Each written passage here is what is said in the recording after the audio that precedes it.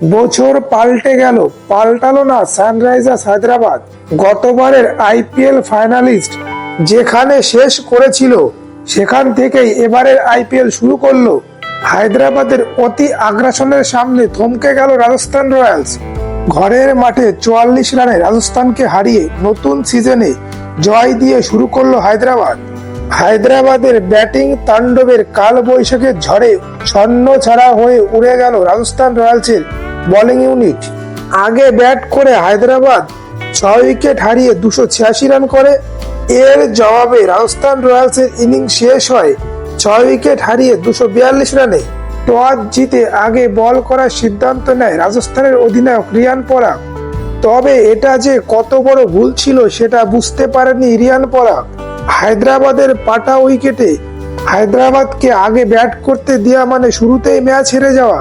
প্রথম ম্যাচেই নিজেদের তৈরি করা আইপিএল এর সর্বোচ্চ রানের নজিরটি ভাঙতে চলেছিল হায়দ্রাবাদ।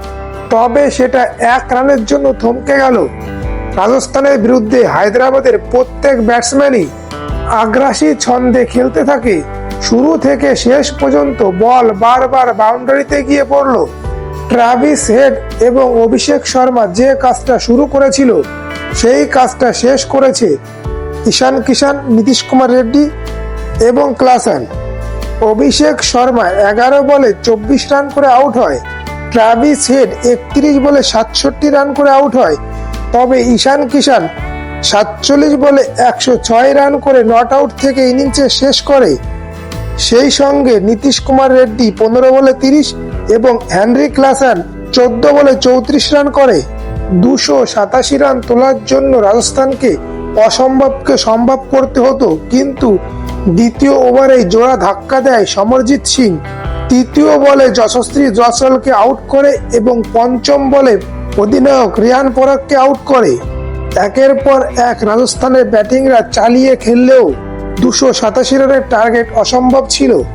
সঞ্জু 37 বলে 66 রান করে, ধুপ জুরেল 35 বলে 70 রান করে, হিটমার 23 বলে 42 রান করে এবং শুভম দুবে অপরাজিত 11 বলে 34 রান করে।